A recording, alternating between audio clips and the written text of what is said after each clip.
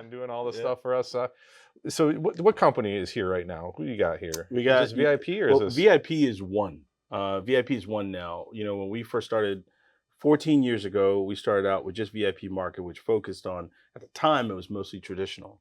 And then in 2015, we started a separate company, which was Craft. Yeah. And then, we blended in 2022, we blended them both and made them one. Mm-hmm. So now Craft Creative is like our alter ego. Mm-hmm. That's our alter ego. That's our video production creative side. Copy that. Yep. Okay. See, there it is. That's so interesting. And then so going back to the Charleston, you've been here for a while. And we talked about the Cumyas and the Binyas. I'm a Cumya. Yeah. You're a Binya. Yeah. And I'm not from Ohio. So you're welcome. What's it like being from here, from Charleston? How was it like growing up? What were your family like? Where'd you go to school? I grew up in the projects of downtown Charleston. Okay. So, a lot of, for me, it's a lot of amazement whenever I drive through and I see, everything here. We lived at 9H Jackson Street, right across the street from Sanders Clyde, and 32 East, 832 East Bay Street. Okay. I lived in those areas. So for me, seeing Charleston then and seeing it now, I like to see the growth, but I hate to see the charm kind of being taken away. Is it though? It's give and take. I would, in some senses, I love the Historic Society. Love them because they preserve, Charleston, Yeah. And I feel like they fight for it. The funny thing is a lot of the people who are on the Historic Society, they're not from here either. John Wright is on the Historic Society, right? Isn't he? We interviewed him on the Pleasant Chamber. I love like the work that they're doing to kind of keep it, what it is. Uh-huh. I love, that I can still see some places that I was familiar with as a kid. Right. And, I like seeing some hotels and I like seeing things like that. But, as long as, people remember what made the city great and they not lose those things, I feel like Charleston can always live on. You know what I mean? I feel like that too. Yeah. So, I love it. I went to school, like I said, right across there at Sanders Clyde Elementary. This is where I was born and raised. And then, I moved West Ashley when I was like 8, 9 years old. Okay. Yeah. Okay. Darius, where were you born? I was born downtown. Moved to North Charleston, moved to Goose Creek, moved to Somerville. Yeah. So we pretty much just kept migrating further away from the downtown area. But similar to you, my dad was born downtown. Yeah, man. Moved to West Ashley, went to Middleton High School. Yeah, I went to Middleton. Yeah, okay. That's right. Yeah, Hog. It was a Hog. Yeah. Yeah. So, I don't think it's around anymore. No, it's West Ashley High School. I went to both high schools. I went to Middleton and St. Andrews. I mean, when I grew up, like Darius Rucker, I saw Darius Rucker like all the time. Yeah, he went to high school. Yeah, I saw him all the time. Like I hung out with, like, it was me and Darius's brother Jamar Rucker. Oh, like we would all hang out together. Like, these guys, they lived across the street from like the Citadel Mall, Orleans Woods, Orleans Gardens. Okay. So like back then, I mean, you never would have known, of course, that he's huge the way he is. But I mean, you gotta love Darius and what he's done and how he's still here. He could be anywhere in the world, but he's still here. Well, that speaks to Charleston, doesn't it? Yeah, it speaks to Charleston. It does speak to Charleston. A couple of thoughts I had. Sorry, Darius, if I'm overstepping here, but did Darius Rucker, not Darius Kelly, did Darius Rucker have like a high school band? Like, was he always kind of singing back in the day? Like, man, I remember. Were you his drummer at one point? No, honestly, like I remember us like making fun that he didn't listen to the kind of music that we listened to. Sure. You know what I mean? Because he's right. Yeah, that guy was ahead of his time, man. Yeah, he was ahead of his time. I mean, Hootie for me had was his amazing. sights. He had his sights set on big things, long before. Yeah. Long before. Well, you've got some big things going too, friend, don't you? Man. You're doing pretty well. So the production company kind of turned into an agency, or what? Well, or creative, or? Well, the video marketing, like the way it all worked was we were all more traditional back then. No one's focused on digital. So before 2020 hit, we focused on digital completely. Yeah. And so the marketing agency was always like the heart of our business. Mm-hmm. It still is the core of our business. Mm-hmm. But what we found out was, we would always run up against marketing directors all the time. Sure. Inside the digital marketing agency side. But we were like, you know what?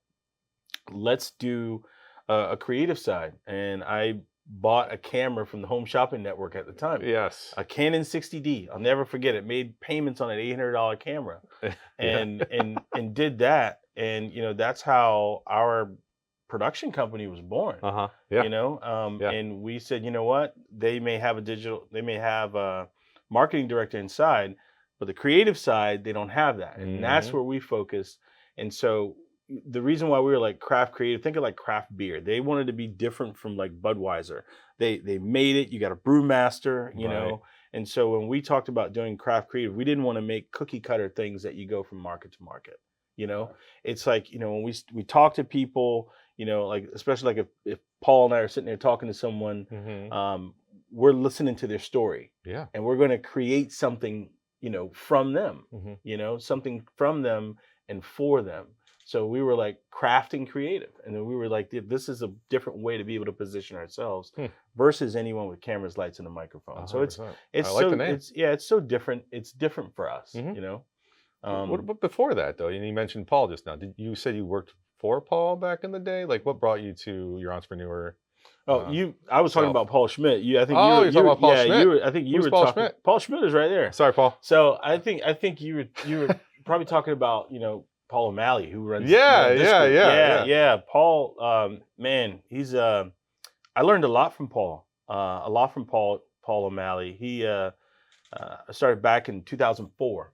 Okay. With him, so I'm celebrating 20 years of media right now, media and marketing. All right. So when I started with Paul O'Malley, I was in radio at the time. I was a radio salesperson. Okay. New business was like my strength. I busted some records in new business. Did you now? Oh gosh. Are some records still there? Are you in the Hall of Fame? Man, at Channel 5, I think I was still in the Hall of Fame. Yeah. See? Yeah. I can see you busting some records. Yeah, man. I did some records there. Dude. But it was good. But I didn't do it to make the money. I just did because it was fun. It was fun. Yeah, it was fun. You're just having a good time with it. Yeah, still meeting new people and shaking hands and trying to make deals and make things work. And some of those relationships that were made and built back then, they still last to this day. Still, many of them. I believe it. Oh yeah, many of them. I believe it. And that's another nod to Charleston, isn't it? The fact that you're still close with a lot of these folks, still doing business, still friends. Yeah, and it's I guess the nod to Charleston would be it's a small town. Don't burn the bridges, man. Amen. Don't burn the bridges. You think about it. I did a video of this a long time ago. It's like anywhere you go in Charleston, there's a bridge to connect you. Yep. You burn it, you can't go back over, and you can't come over.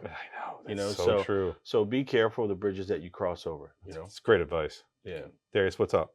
What do you got over there? I want to know a little bit more about your T-shirt.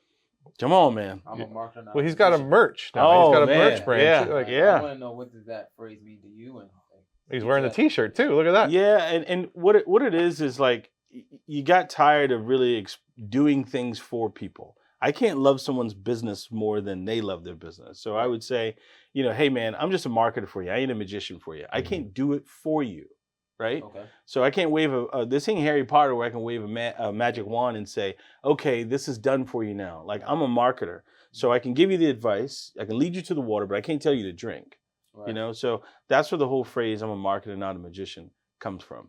Okay, and how do you go about communicating that to the clients that you work with? You gotta have courage.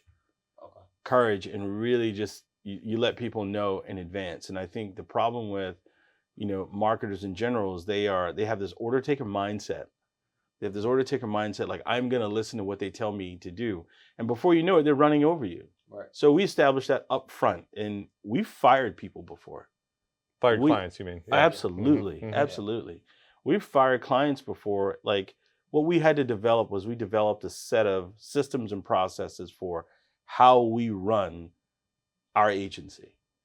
And if they can't fit in that, then we have to let them go. Then it won't work. Okay. Mm-hmm.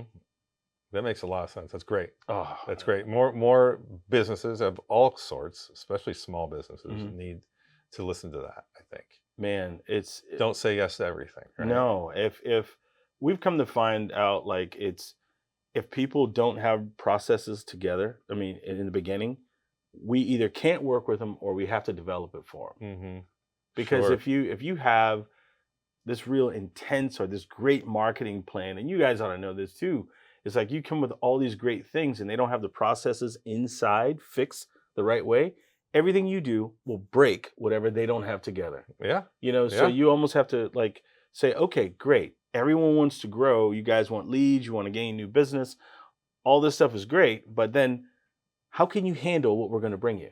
Do you have systems set up in place? Mm-hmm. Because if not, what they're going to do is they're going to say, hey, Darius, what you did for me just didn't work because they weren't prepared to take on what you were bringing them. Well, a lot of people, I'll say, if they're starting out, they don't have that knowledge to know how to put the systems in place. So they come to, let's say, me or somebody like you, or even Mike, to help them get along that way. So what advice can you give to somebody that's listening right now who is at that point where, hey, I'm trying to hire somebody, but I don't want to be a bad client and just give barking orders so I can benefit from it? Take a back seat.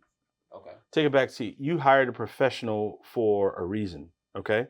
We talked, before the show, we were talking about just medical things in our families. Mm-hmm. We don't walk in and tell that doctor, all right, doc, when you do this surgery, make sure you do it this way. Only give me 8 stitches, not 13 stitches. You don't tell the doctor what to do. But I think the agency or the marketers have to have that confidence to say, not be bullish to the client, but really like educate them. That's your job, and there's an old saying in the medical industry, like a better educated patient will be a better patient for you. So you have to teach your clients. You have to teach them, help them understand what you're doing. Don't just do it and just say, here you go, because then you'll develop like some distrust. Right. Because they will develop the distrust because you're just bringing them things. You're not taking in account how they feel, how they think, and to help them learn and understand. And you're not teaching them if you just shove things down their throat. So what brought you to learn this lesson? Did you come into the industry? I think there's many lessons there. Man, I screwed up a lot. Yeah. I screwed up a share lot. One of those stories that helped you realize this?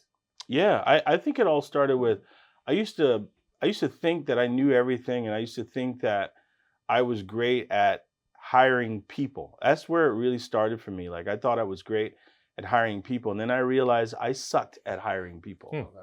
And so like what I had to do was I had to help find a system. Now, like before we hire someone, we have a committee that would hire them. Mm-hmm. So it's not just me that's doing it, because I don't think it's right if I make the decision to bring on, I didn't vet someone properly or ask the right questions or ask the questions that might be important to our team. Right. So because they're going to be working alongside this person. Exactly. So I mean, if you said like, where did I learn it? Screwing up myself, I think that's where I learned a lot of the lessons, or really where I had to say, you know what, I'm not good at this. Let me try and figure out how I can be better and develop a system to be able to do it. And that was through your VIP marketing company? Okay. It was through VIP. When I was in media, I had the privilege of watching a lot of people fail. Okay. But when they fail, I learned.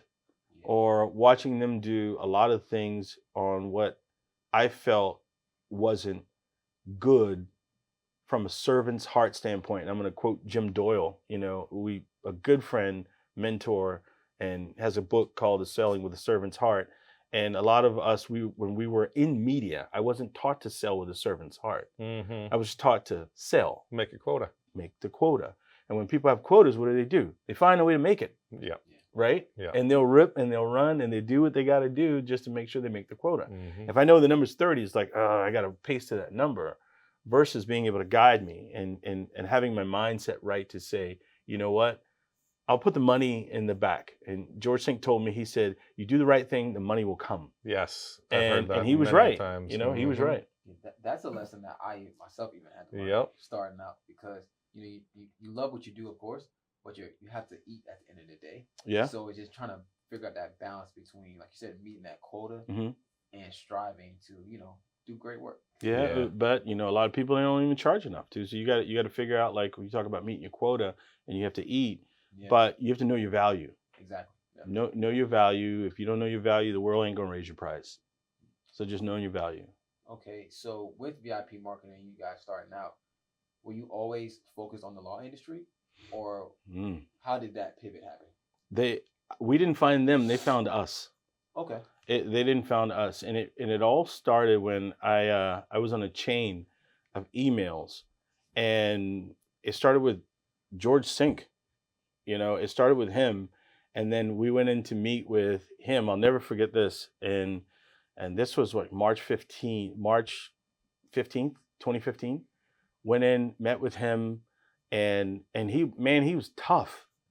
He was tough as nails. And how's this? What do you mean tough?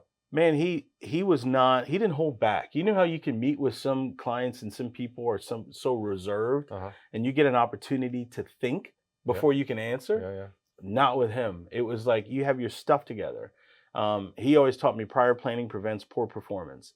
You have your stuff together, and when he asked you a question, you better know the answer. Mm-hmm. So he would ask these questions, and we started working with him, and it started out, we were supposed to temporarily work with him for like 6 months or something. Okay, yeah. And then, it turned into years and years and years and years. And, at one point, besides the lottery, our ads are seen more than anyone across the state of South Carolina. That's crazy. You never even thought about that, huh? Did you, Paul? But it's really like, he taught me lessons. And so Law found us. And going back to that, like, he would take me places. Like, he took me to like a law conference, and we went to Key West, Florida. And I really got an opportunity to be able to bond with him and learn from him. And one of the things that, he told me some things down there, and he said, I'm going to introduce you to people. And he had all these numbers and different things that a normal person wouldn't be privy to about a firm, and he asked me to present a lot of those things. And I presented those things to a group of 8-figure lawyers, and that was it. Okay. That was it. Oh, I love that. Yeah, that was it. And before you know it, I mean, we were flying everywhere to go do creative for people. Yeah. But, it was just a good opportunity. He introduced us to that. So Law found us. We didn't find it. What a great Mike, mentor. Before you go, I just have a quick question. Did you come up with the jingle? Which jingle? We came up with, we didn't do the jingle. The jingle was there before we got there. Okay. But here's an interesting story. You had the market where people had purchased 3s, 7s, 8s, Yes. and other numbers. And we had that number like 6 months after. And he was like, well, what do we do with it? And we said, we're going to make the number more famous than you.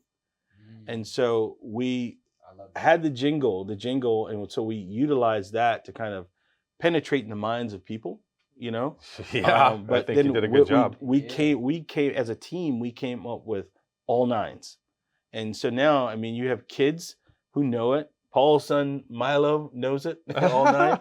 Sawyer knows it, and What is the song again? Get George Sink Law Firm on a line called 999 and 999. Yeah. And, so you knew it, man. You made me say it. You dirty dog. Oh my gosh, you're dirty. So, and then you had this one kid in the upstate.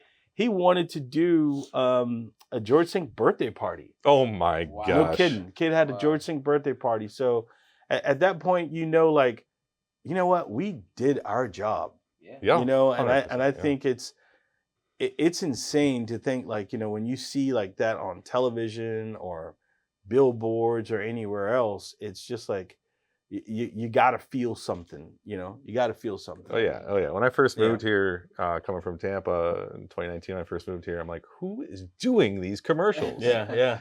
God, there's so many law commercials too. It's great for y'all. I appreciate it. I love it. No hatred whatsoever, but I'm like, God, who's doing this? I'm like, I got to meet the guy who's doing this. Yeah. And there he is. I would tell you, I'm one of those people like a celebrity of sorts. We were on the phone today, and we were coming up with things just together. And people would say, like, man, y'all have to run out of ideas. Yeah. As many times as you guys have done. It's like, it's not. We don't run out of them. And then like sometimes it could be Paul come out with a crazy idea, and then and the beauty of it is you get to go film what you come up with. So yeah, I wish I could fun, say, man, I did them all on my own, but I don't. No, I wouldn't want to say that anyway. You got a team. You always want to have a team. Oh yeah, but we come up with some amazing things for them. What size is your team right now? We have 15. 15 now. Good 15 Lord. Total. Yeah, 15. Big shop. Yeah, it's we got producers, editors. Yeah, DPs. you got post-production, you got production, you have marketing people, you have a brand and design team, gosh, it's amazing how it comes together. Because Love when it. it first started, it was just me and my wife, and Your $800 camera. yeah, and Yeah. and that, you know, I was right there with you. I sold that camera to Raphael James at Channel 5, man. Wow. Oh, Yeah. Raphael. So I don't Raphael, know who that I hope is, you but... know what you have right now. You have some gold, and I want it back, man. I want that camera back, man. That's an artifact, man. We'll have him on as a guest. That's an interview artifact, man. Make sure he brings the camera too when he comes. Yeah, Raphael's a good friend, man. He's Did a you say good Channel guy. 5? Is that what you said? Yeah, he's at Channel 5. Oh, Yeah. okay. We just talked to Carolyn Murray at Channel 2. Yeah, Carolyn's a good one now. The building business. She's a queen, man. She's great. She is Man, just... she's an icon. she's so cool, though, yeah, too. She's an icon. Carolyn Murray is an icon. So Icon living, man. check that out on the Building Business Podcast for the Mount Pleasant Chamber. Just a little shout out there. Sorry. All right. Sorry. I had to do it. You have a podcast, too. Let's talk about it. Yeah, man. It's called Going Forward. Is the Where are we going? podcast. Go forward. Oh, Right. And it's a podcast. It's designed for us to be able to talk to entrepreneurs and leaders, you know, have in-depth conversations with them. I like it. You know, because, you know, everyone talks about like, you know, where you are now, but they never knew like where you were. Yeah. So we talk about where they were, what brought them to where they are, and where Yeah. they're going. That's Sounds what we familiar. want to know. Yeah. I like it. And having those, like we had one yesterday, I had one with Bill Biggs. He's out of Texas.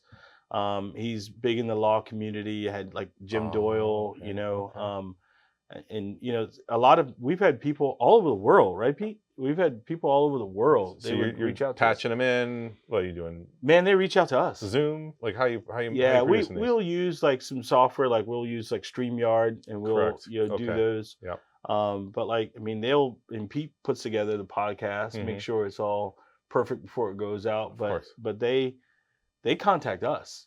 They contact us, and we never tell them what we want to talk about, ever. What do you mean?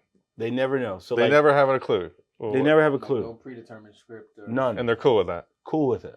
That's awesome. Okay. So cool All with right, it. then. And it's so what we do is we'll like you'll have either Crystal or Pete will put together this amazing sheet and just a cheat sheet on them, and we dig in and we just ask them a bunch of questions, and every single one of them are like, I've never been asked that before.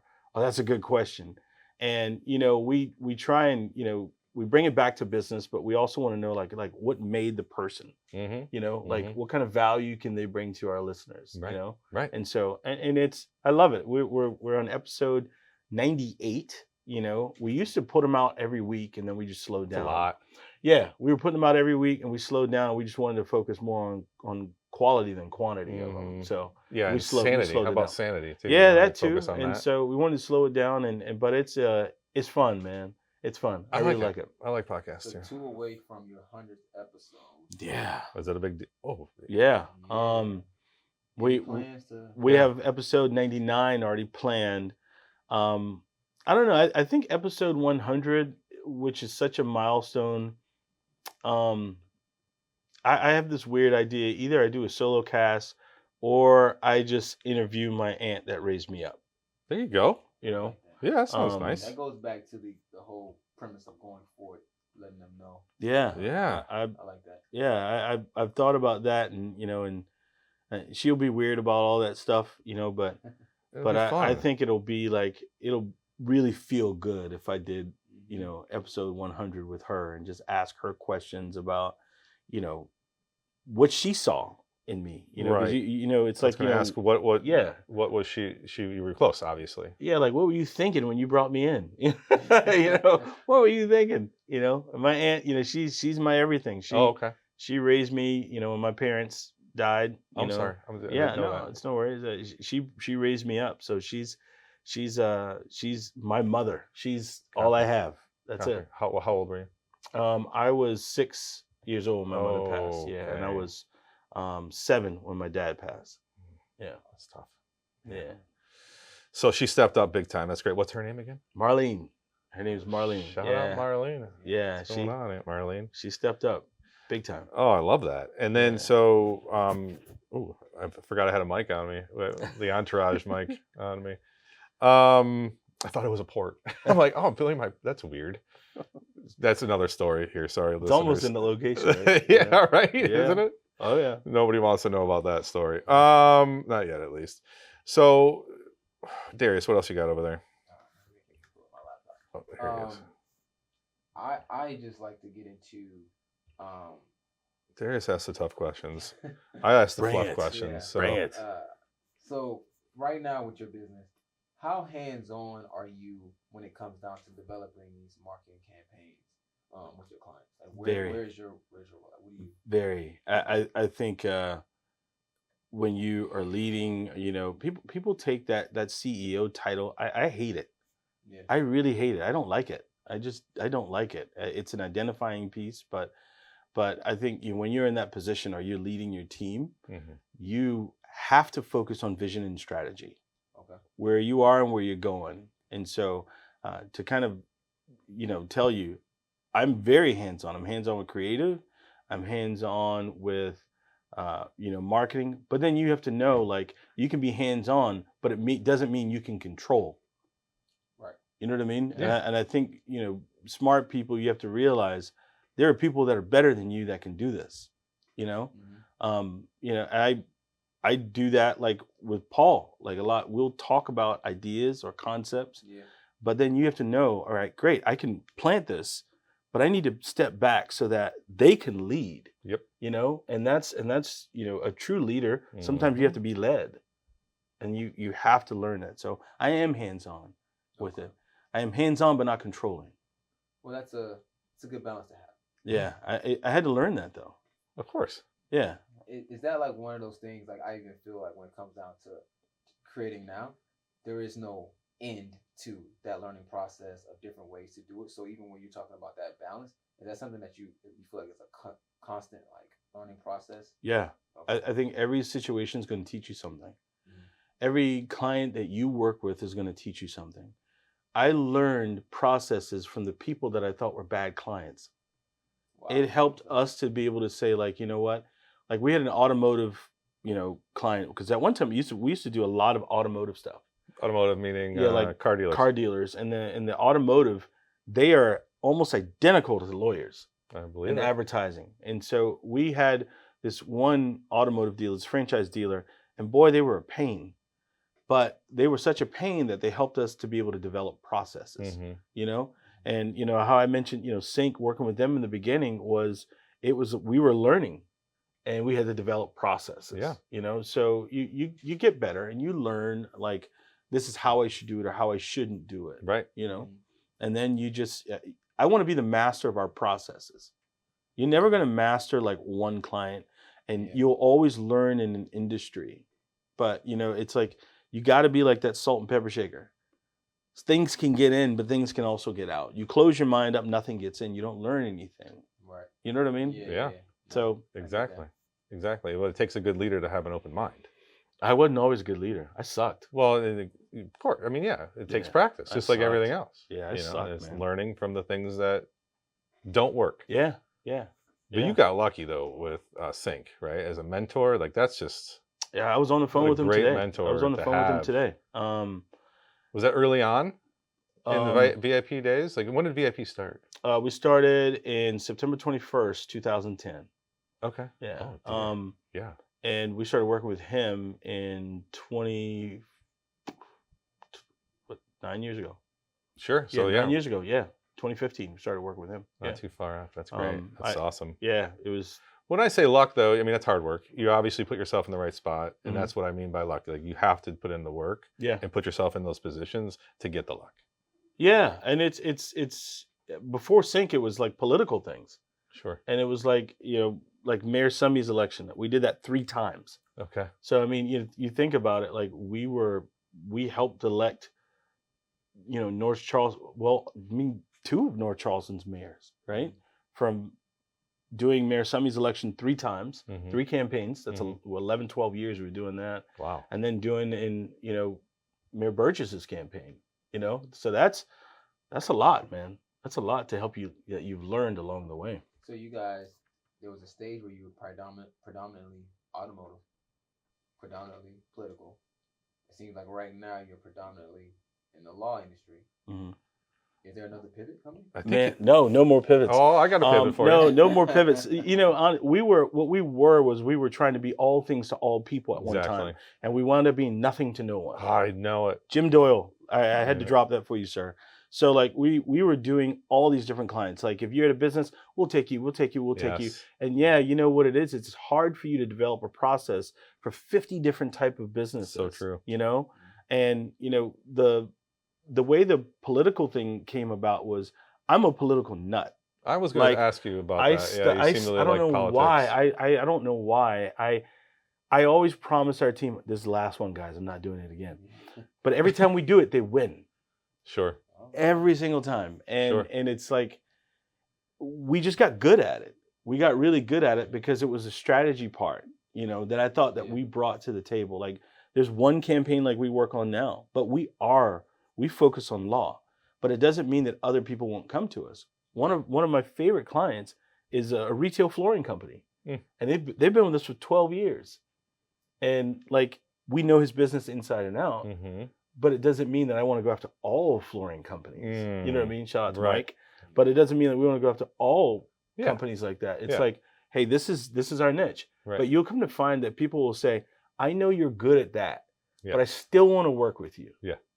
You know what I mean? Yes. And I think that is kind of the best testament or the best applause that you can give our team. It's like, I know you focus on law, even a construction company. Right. You know, we know you focus on law, but we want to work with you anyway. And it's a testament to how, you know, the work that you guys do. The leadership there. Man, I couldn't take credit. I could not. Well, speaking of that, I think you're next, if I was to manifest or see what I did the research on you, Mr. Elliott, was that you're turning and then this also came up with Aaron Kinzel's interview. Yeah.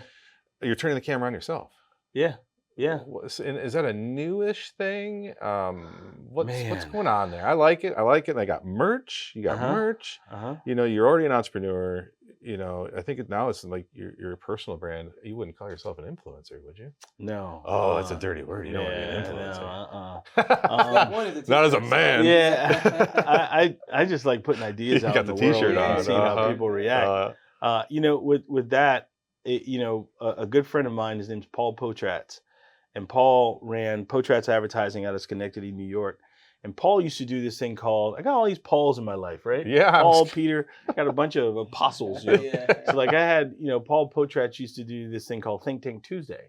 And he would always get on camera. I mean, he had this like 250,000 person email list. And Paul became a good friend. I would ask him for advice on certain things. And he never, ever once not answer the phone or respond to a message, and he would just teach me things. And when I saw Paul doing it and I tried doing it, I was really nervous. Doing what exactly? Like getting on camera and just giving advice. I was like, I got all these things in my head and I wanted to get out and started, you know, just not doing it to grow it, but just saying, I got to get this out of my head. I like teaching people. I find out like, you know, you got to give. You find out what you know, how much you know when you start teaching people. And then, I was real nervous. I'm like, man, I'm a brother in the South, man. Nobody wants to see a brother in the South on camera. And then Jason Swank said to me, he said, Eric, if no one wants to do business with you, if they don't want to do it because of who you are, F them. And then 100%. When he said that, I was like, go. Yes. And so like now we started doing these videos called Marketing Minute. And we've done hundreds of them. And what I would do is I would go unscripted. And so like anytime I do anything, it's never scripted. Okay. Ever. I believe you. Yeah. I don't know. You tell me, Paul. You're smart, dude. You're smart. So we just don't script anything. So we just do it. And so turning the camera around on myself with a topic. I'm sure you have a topic in mind. We'll come up with topics and some sometimes bullet points. Yeah. You know. No bullet points. Oh, no bullet points. No bullet points. They just shoot topics. They'd be like, okay, how about this situation? Like even when Pete and I used to sit inside the studio and he would just bring up a topic and we would just go from there because it's like, I feel like I almost felt like it was the release I needed. Sure. It's more therapeutic for you. Yeah, it's more therapeutic. Great way to put it. It's more therapeutic than just saying, you know, I want to be an influencer. Let me turn the camera on me. Gosh, yeah. I hate the camera, you know, but I'll talk to it. Yeah. Like we'll direct, like I'll be behind the camera and I'll say, hey, can you say this for me? Or can I get you to say that type of stuff? But for me to be in front of the camera too, I mean, so did Erin's class, what's her class called? Something fueled? I did Erin's class. We're talking about Erin Kinzel. I love Erin. Oh, Coach Erin. I love her. You know, by the time I met Erin, I was already doing them. And what Erin kind of told me was, Eric, focus on who you're talking to. She's like, you're talking so general, to everyone, and it's not made for everyone. Okay. And I had to do it the same way we were doing our business, to kind of like say, I want to talk to lawyers. So I'll share parts of who I am on Instagram. You might see me, vacuuming my daughter's hair to put it in a proper ponytail. Okay. Or don't know about that. But I'll or watch that video. Or showing things my wife would build, or what's your wife build? She builds all kinds of things around the house, man. What do you mean? Like a wood carver? Like she's building stuff out of nothing? Like she's bad, man. She's bad. What's your wife's name? Shaughnessy. Hi, Shaughnessy. She built like our dinner table. She built that. Wow. She built another dining room table. She just finished like a bench, in our breakfast area. Oh, that's a good teammate. Oh yeah, I keep her around. Yeah. But and she did all these custom things around our house. So like that's her thing. That's her release. Okay. Yeah. Oh, that's amazing. I love that. So turning the camera around, right? I gotta know what's up with this Eric Elliott Day that I saw. Is that something? Because that's pretty impressive. Yeah. It's coming up soon, right? Yeah, October 14th. Well, you have your own day. Come on. I know, I'm selfish, right? I wasn't saying that. You said that. I was going the other way. But. Right. Eric Elliott Day. I have to think, North Charleston City Council. Okay. How long were you on the council for? I wasn't on the council. Okay. Mayor Keith Summey, North Charleston Council, because they all had to kind of vote it in. And, what I did or what we were doing was always giving back to the community in some way, shape, or form. Sure. Yeah. If it wasn't, a kid walking in our door that didn't have sneakers and giving them sneakers, we always tried to do something for the community. Who's we? VIP? Yeah. Okay. Our team, our entire team. Okay. And, we bought computers for, I think it was like the East Side, some area in the East Side. We bought computers for them, went to the store, bought bunches of computers, gave it to them. Oh my gosh. And also, you helped elect, one of North Charleston's, one of the people who helped get the city to where it is. Mm-hmm. And Mayor Keith Summey, who's an amazing mayor and even amazing guy, like being able to do that, those things are all part of the community. And so being honored to be able to have like your own day to say like, what, Mayor Summey may have built this, like, but you helped. I saw him. My family and I were coming out of a restaurant in Momo's, I think off of Riverfront Park. And I just told him, I was talking to him. He said, you helped with this. And I was like, you got to be kidding me. I was like, I really didn't, take it. But, when a guy like that says something to you, you better take it. And exactly.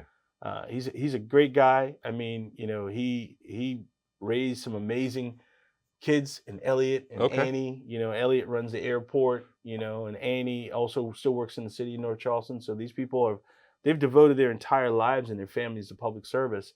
And so when they recognize that in us and in some of the efforts that we've given or I've given to the city to be able to have your own day, I don't think there's any better honor. But more than anything, I'm glad that my children get to have that and say, you know what, that's my dad. Yeah. So that's amazing. What perks, what comes with having your own? I want to know, what's the perks? You got a parking spot somewhere? Well, there's no money in it. There's no money in it. I believe that. I 100% believe that. You get a really nice proclamation and some really kind words from the city and the recognition, but I think in life, a lot of us, what we want is that recognition. Right. You when you're proud of something or you want someone to be proud of you, the recognition goes a long way. So to kind of ask like, what comes from it, it's great to have that paper to refer to, but I think the best part is not is it just Eric Elliott Day, it goes in here. Right. It won't leave you. It's just one of those things that it was putting his heart. Yeah, it's going right into you, man. And so there's no money that comes with it. Yep. I wish there was. Right. But what it is it's just it lets you know you did something good. Oh, it's badass. Are you kidding me? Yeah, lets you know something. Mike Compton Day is coming up. Yeah. All right, man. I'm waiting on it. I'm waiting on it. I got to start doing more. I mean, you did and do a lot. That's right. What are you doing currently? Currently, I'm just now starting to serve with MUSC. Sean Jenkins Children's Hospital. Okay. So I'm on a PFAC board, Parent Family Advisory Council there. And, me, I had with my son, looking at the hospital, you just think decisions are just made. So this PFAC council, they are, parents, families, and they work with, the clinicians there. PFAC council. They work with the clinicians there. You help make decisions, and that hospital looks the way it did because everyone had an input on it. And, even from visitors, I learned things about visiting hours and having visitors there. So all that. So that's one side of it on how I give my time. Also, I'm on a board for Reading Partners, South Carolina, with Kenny Harrell from Joy Law Firm. He actually helped, to bring me into that too. He serves on that board too. Amazing guy.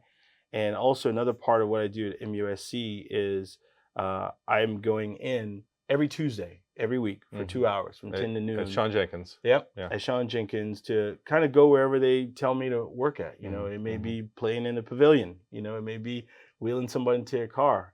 So that's going to be like my ministry, to myself. Yes. But why? Can you share your story with your son? Yeah. My son Sawyer, he's 7 now. And when he was 10 years old, I hope I say this right. It was 10 months old. Yeah, 10 months old. Yeah. When he was 10 months old, he was diagnosed with embroidal rhabdomyosarcoma. Hopefully I said that right. Yeah, right. And he, when he was diagnosed, it changed our entire family. It changed everything from them, him getting surgeries, and we talked about, getting ports in and all that stuff. And just the diagnosis, what it does for your family. And it was just, we felt like we were on an island, man. And, shout out to my wife. Like at some point, my son and my wife had to go live in Jacksonville, Florida. Yeah. So they had to go live in Jacksonville, Florida, where he could get proton radiation therapy, for his cancer. It was like near his prostate. Okay. And so we had to make that decision because, how small he was, where it was. You had to be very precise. So proton therapy, there's not very many of these in the country. Honestly, never heard of it. Yeah, so. and I saw people from around the world, come there. And so while they lived there, I would, stay home, work, do our best to try and keep up with work, raise the kids, take the kids to school. Life still goes on when all this. Yeah, it goes on, and the world is unforgiving. The world is unforgiving, and it doesn't stop. And so I felt like, I wanted to be able to do something to give back or make a kid laugh, a family laugh, or just, knowing what they're going through, to be able to be there. Like I just have to do that. Yes. Because there was a lot of people that were praying for my son, team members included. I had team members, come down, you say Paul a lot, even Paul came down to Jacksonville when he had to ring the bell, Oh my gosh. Yes. When, our team filmed that and all, and it's just, it was just time. Yeah. And my wife, man, that's a strong woman, man. Yes. That's a strong woman. Definitely. And so, she's got my respect for life, just for how she handled the family, how she kept things together. And, I see like I played a small part. And so me being able to do this, like I said, it's my ministry to be able to give back and do that for others, other kids, other families, and keep them on our prayer list, follow them. We had people around the world praying for this kid. So isn't it wild how many people come out of the woodworks? Strangers even just come out of the woodworks. Yeah. When something like that happens. Before it affected our lives, I never paid attention to the word as much. Right. And then now I hate it. I hate the word. But, now you pay attention to all of these things, all of these instances, different foods, that you want to stay away from, all these things. Yep. So you become more educated on it. And, but, it invited itself into our home, and we just push it out. Good work. That's what we want to do. Good work. Yeah. So my Jackson got diagnosed with lymphoma 2 years ago. Yeah. He's going through it right now. It's amazing, and MUSC Sean Jenkins does an amazing job. Oh my gosh, great! So people. I got to get onto that PFAC council somehow, and definitely want to volunteer. I love the fact that you're volunteering there because there's so much you can do. I see them all the time. Yeah. I'll be there tomorrow. They're the person that takes the coffee down, or the people with the dogs, or the snacks, and so many toys. Every Thursday. You don't understand how many stuffies this kids have. Yeah. He doesn't have room in his bed. He's got so many stuffies. Yeah. But his port comes out in November, so we got through it. And then so your son's now 7. You He's said 7 years old. Yeah. So that's a huge Yeah. 5 years, Yeah. 6 years now, right? Yeah. We go every 6 months.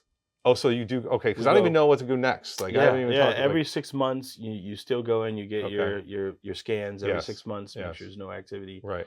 And he's healthy, he's thriving, he's living a great life Amazing. now, and Mhm.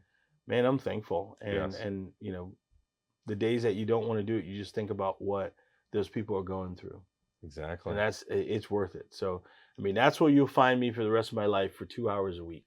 Oh, sweet. Yeah. I'll join you. Charleston Radio Group does a telethon from Mhm. there. So Yeah. a shout out for them because Yeah. they're our sponsors here.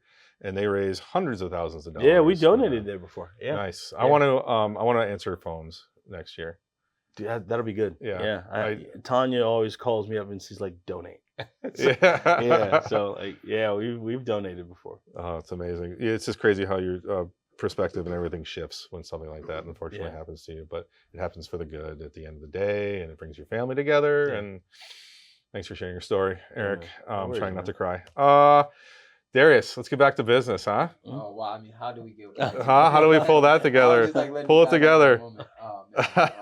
Well, I do want to say, congratulations for your son feeling better. Thank Oh you, my Darius. gosh. Thank you. A Thank million you. percent. And for you, Mike, as well. I mean, that date's Thanks, coming up in D. November. You got a Yeah. month left, so Yeah. big deal, man. Yeah. Right? Happy Thank for you. guys. Yeah. Thank you. It's a terrible club to be part of, but Yeah. But I mean, look, it sounds like you spun that around, even just like, you mentioned your parents dying at such a young age. You Mhm. spun that around as well, yeah. and use that to propel yourself, as you mentioned it, like going forward. So, just again, man. That was deep, Darius. That was good. I like that. I didn't know I was doing that. Yeah. I had no idea I was Of doing course. Yeah, that. man. Yeah. I was, like I said, I was just sitting back and listening. And I saw. Yeah. That's an outsider looking in. You can see that. Yeah. Exactly. That was awesome. Oh. Man, how do we go from that? All right. Oh. So we talked about, you're from here, and I'm a commie, so we talked about that. Yeah.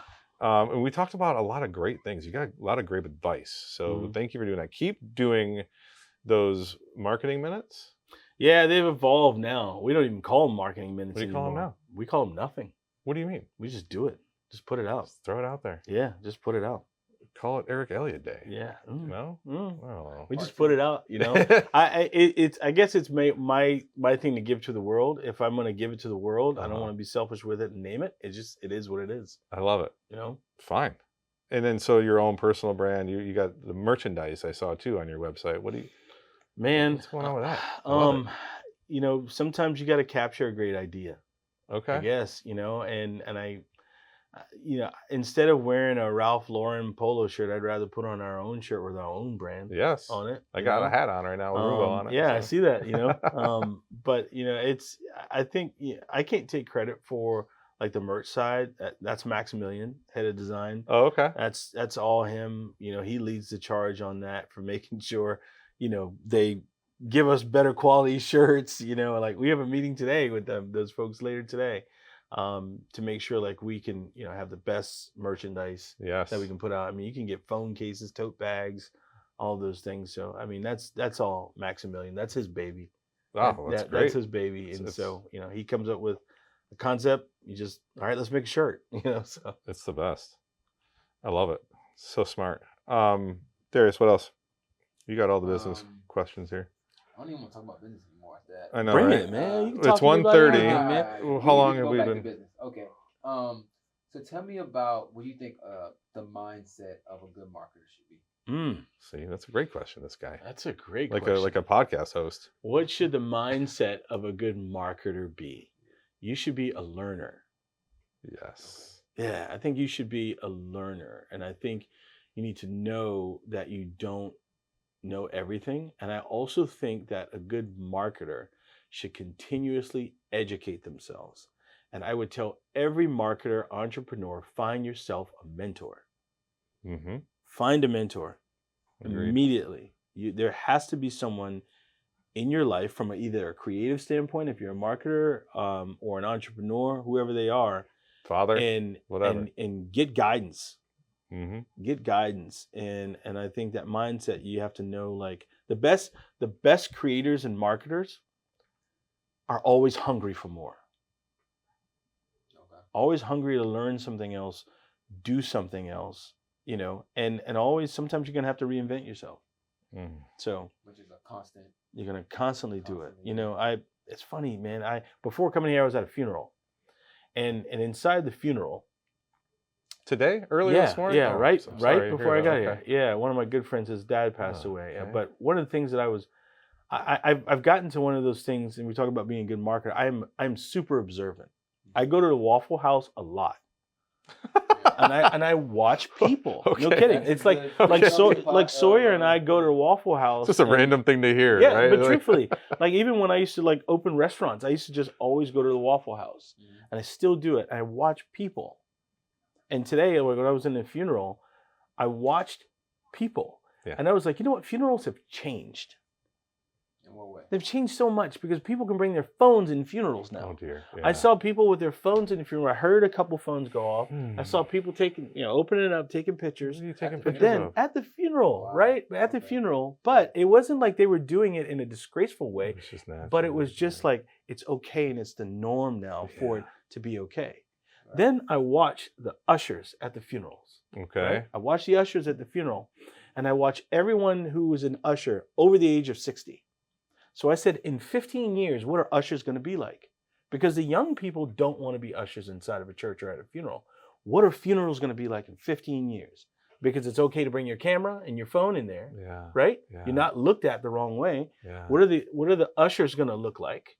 Because they're not going to wear those dresses and uniforms anymore. Yeah. What is it going to look like when my kids are going to funerals? What is it going to be like? I mean, church has already changed. Yeah. So it's like, if you Everything's talk about like changing. a marketer, you think about it, you have to change everything because the market's moving. And if you swim against the tide, man, you will drown. I mean, you swim against current, you'll drown. Mm-hmm. Well, okay. From a marketing standpoint, isn't it sometimes better to zig when others are zagging? Like when the trends are so heavy in one way, isn't it sometimes better to kind of go against that? It sounds good. Like, it's when fish swim downstream, they're dead. They're dead. Not salmon. You want to go up. How did the bear get the salmon? When he jumps out of the water, he's going up. Okay. Right? You got to be alive. Right.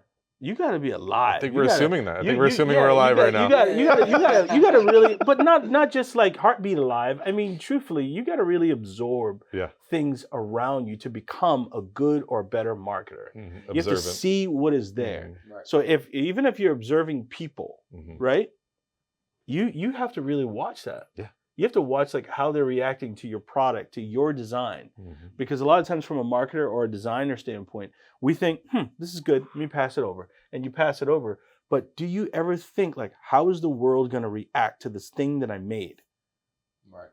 How are they going to respond to it? Will it get more clicks if you're making an online banner? Will it move someone to be able to do something or have an action? So you have to pay attention to people. Yeah, I for myself, what I do to get that feel is I try to crowdsource a lot. So I like to ask random people. Like I'll go to a coffee shop. I do that too. And just show somebody something. Say, tell me what you think of that. Totally. Really? A random person at a coffee shop? Best advice. Without giving them any information of what I'm doing, I just show them a graphic and tell me what you think about that. Do you like that? Does this move you?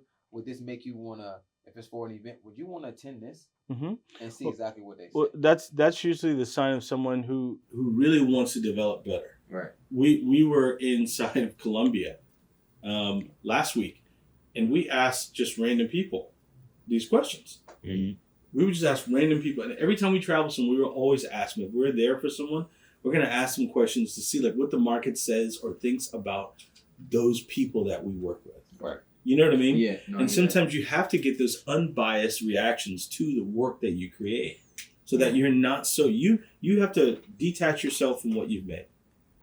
Which is hard though. But you have to. Oh my God. Because at some point you have to let it go. Yes. It's like it's like your child. You raised it. I taught you. Now you got to go. Yeah. I think that's something that in the last, say, year and a half, 2 years, that's probably one of the biggest things I've learned. Because like I'm so passionate about creating and coming up with these things. It's even like working with the client is that when you put something out in the world and it doesn't go the way you expect, trying to detach from that and just move forward and say, okay, this is what it is, and I have to figure out a better way to go about that. Well, let me ask you this. Do you ask the people in advance before you create it what you want people to feel Yes. when they do that? Yeah. Because that's one question. When we deliver creative, I'm not going to say, hey, what do you think? Right. You think it's good? Yeah. No, because you open the door for them to give opinions. Yeah. Yeah. I want to ask you, okay, did I miss the mark? Mm-hmm. Because in the beginning you said 1, 2, and 3 Mm-hmm. were important. I did 1, 2, and 3. Okay, if I did not miss the mark, how does this creative make you feel? Right. Then you make them think. So sometimes the creative, it's not just the design you've made, it's how you present your own design to the people that you're creating for. Oh, okay. You have to ask them, you get better when you ask questions. Kids are smarter because they ask why. Right. So what you have to do is you have to be able to ask them more questions. You should do that in advance. What do you want this creative to do? What do you see it like? How long do you see yourself running this? Mm-hmm. Okay, what do you think people feel about your company right now while I'm making this design for you? You know? Yeah. I don't So ask that. you Write that one down. gotta be able to ask questions. That's what's gonna make you make you go from good, being a good designer, Right. to a great designer. And that's what people are gonna make. They're gonna hire you based on, gosh, they ask great questions. Right. You know what I mean? Mhm. Because now they feel like you're engaged in their project Exactly. versus the typical, what's your budget? Mm. Oh yeah. You know what I mean? What's your color? You should already know by the time you call us if you can afford us or not. True. And you have to make sure that people know and understand what you bring to the table. Like Paul put up a video or a remake of a video we had called Price and Value. Are you selling the design based on price or the value that it brings? That's great. That's great advice. No, that's good. Write that down, everybody. Yeah. Well, it's always value. I mean, I try to position things as an investment, where in everything that I do when I'm talking to the client. Are you using the investment as a word, or are you teaching them value? Well, Because if this guy who's hiring you is driving a Bentley, right. and you tell him, I want $10,000 for that dot I'm about to make you Yeah. right now, and he says $10,000, well, why didn't you buy a Camry instead of you driving that Bentley? So he understands value. So Mhm. sometimes you have to teach them value. So I'm trying to make this connection. So Sure. You mentioned like the presentation, right? Mhm. So are you doing that in that presentation, or are you talking about just in the consultation, like that beforehand part?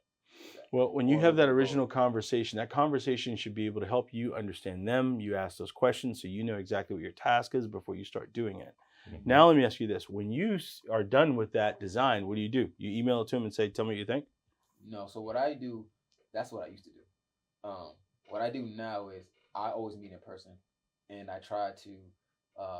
I start out by kind of going back in history and telling them, hey, this is what led up to us meeting here today. Tell a story. Mhm. Right. Mhm. And then I present. Now, what I don't think I do really well is like I kind of just like turn the laptop. No. I don't think that's well. Like after I kind of like Okay. say my spiel, I don't think that works well. I don't know how think, to- people hate a pitch, but they love a story. Right. Tell them a story, not just of the logo, but tell them a story. You know what? You can say, hey, Mr. Jones, this bank was created in 1958. In 1958, you guys transformed banking in Charleston, South Carolina. You did these things, and I'm proud to be able to help capture this story. But in 1965, you had this turn, and this is where you were. This is where you were. And these things led me to 2024 and how I'm presenting this logo to you today. Now, what I'm going to show you should capture that feeling and that emotion of everything that we discussed in the beginning. You said you wanted 1, 2, and 3, and we did all 3 of those. So I'm going to turn this laptop around, and I'm going to present to you your logo for the future. And I want you to tell me exactly when you see it, how you feel, Mr. Jones. And you turn that laptop around, Mr. Jones is going to melt. I'm melting right now. Right? Where do we have a product? You Like, get what is I'm there- saying? No, I get So that. you Thank you. that's how did you do that? So your design, you're birthing something into the world. You present it to them. Mhm. And I, in your world or even anyone's world, it didn't matter if it's video, creative, or whatever. we don't just send videos to people. We do not do that. Yes, good. Right. We have a watch party. Let's watch it together. Right. Let's have an Right? experience together. Yeah. So you think can about it, see 'em. it's a movie premiere. We're going to watch this together. So Awesome. This is the best podcast, I think, so far. I mean, there's a lot of tidbits no going worries, on down man. here, I'm having a good time. So, Oh man. Darius, is there any kind of last? I mean, you sometimes ask too good of questions. They last for like 20 minutes. For crying out loud. I would say because I think we spoke a lot about from the marketer designer position, but for a client, somebody that has their business, what kind of tips and advice can you give them for going out and actually hiring? Like, what should they be looking for when in conversation when they're trying to hire somebody to help them out? That's a fantastic question. And whenever we are conversing with someone, we always ask them. We always know we're one of three or one of two. Right. We ask them, how are you going to make the decision on who you hire for this project? Okay. Oh, that's good. And we ask them, if you're making this decision, and they always tell you, I just want the best one with the best offer. Right. Or something. So are you hiring someone based on the price that they give you or the value that I can bring you? So I would say that's asking the questions and preparing their mindset and helping to differentiate yourself, because they're going to call two of you or three of you. So there's nothing that you can say that's going to change his mind except teaching him, because he's going to develop his or her own advice from colleagues or conferences, and they're going to take all these things and they're going to approach you in the manner that they approach you with. Yep. Or read a book about it. Exactly. And then know enough to be dangerous, right? Right. The first thing you have to do is let them know that you're the expert in the field that you're in. If he was a great designer, he wouldn't call you. He's a great lawyer. Yeah. You see what I mean? He's a great lawyer. Be a lawyer. You go over there and you do lawyer things, Right. but you teach them on what you bring to the table. But I think also you can disarm them by asking them the right questions, because you're never going to change him. If he likes steak, when he meets you, he's going to like steak when he's done with you. So just ask him those questions to make them understand the decision that they are about to make. Okay. That's good. Fair? Yeah. Totally fair. All right, Mike, you can take us on. Oh my gosh, seriously. Sorry. Great questions though, Darius. No, really, just is there any kind of thing that you have on your heart or mind, or any kind of is there an event coming up, or is there a nonprofit? Man, two things. I love Children's Cancer Partners, so donate to them if you can. Children's Cancer Partners? Children's Cancer Partners. Okay.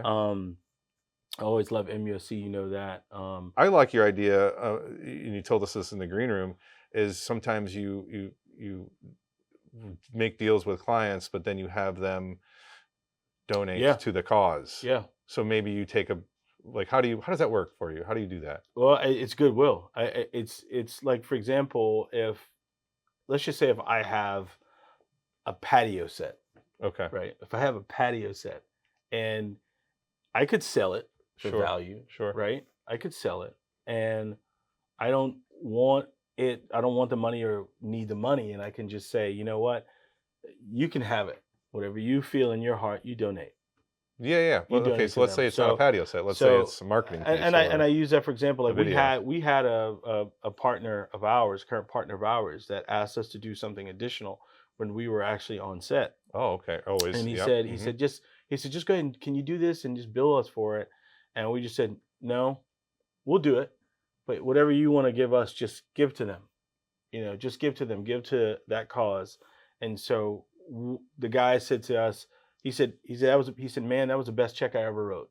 Yeah. Because it's, people don't want to work with people who are money hungry. Right. They don't want that. They want to feel good about who they work with. Like I said to you, like they want to know they made a good decision who they work with. And so if you can show the people you work with, your clients, that you have a heart, they'll give you theirs. And I think that creates long-lasting relationships. 100% it does. Yeah. That's really Love cool. that patio.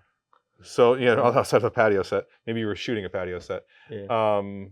It's just amazing that, so a client came to you and says, hey, I'm gonna have an upcharge. This is what I want you to do. You're like, no, don't worry about the upcharge. Yeah. Donate to. Well, because sometimes you get donate to Children's Cancer Partners or MUSC, Children's Hospital. I love those two. Mm-hmm. I love those two. And just do some good, man. Just do some good. We got a 1% rule. It's not a monetary thing. Just do 1% better than you were yesterday.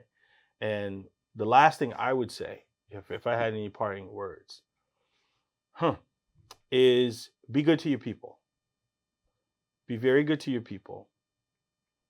Because they can work anywhere and they choose to spend a portion of their life with you. Don't make it miserable. So take care of your people, love your people. Mm-hmm. Bill Biggs, says, love and accountability. There's nothing wrong with loving them hard. I think they love that and they respect that, and they'll have accountability. But love your people, take care of your people, and try and your goal should be to make the best place to work possible for you and them. Mm-hmm. That's what the goal should be. And do those things, you'll have a successful company. Not even successful, significant. Ooh, okay. There we go. Yeah. Love it. 1%. 1%. Okay, fine then. You're inspiring us, bud. That's what that is. Thanks for your time. Glad we made time. Yeah, Darius. Yeah. Good job. It's all Yeah. him. I know. Oh, come on, man. It's all Come on, him, man. Yeah, you guys. All those, great words of advice and wisdom. Really appreciate it. Darius is going to be killing it soon. I know. Yeah. I see think something in this guy. I don't know. I think I found 2 friends now. Yeah. I think you guys are going to be lifelong friends. Aw. Aw, exchange numbers and all that. Thanks again, Eric. Really appreciate your time. Appreciate you, man. Before we leave, we'd like to thank our sponsors, Charleston Radio Group, Jerry Feels Good for the Beats, and of course, the American Marketing Association. If you want to sponsor or be a guest on our show, reach out to podcast@charlestonama.org, and we'll get right back to you. Thanks, guys. Appreciate it. Thank you. Charleston, till next time. Yeah. Darius? Shout out DJ Sparkbox. That's right. All right, Al. Thanks much. Cool. Yes.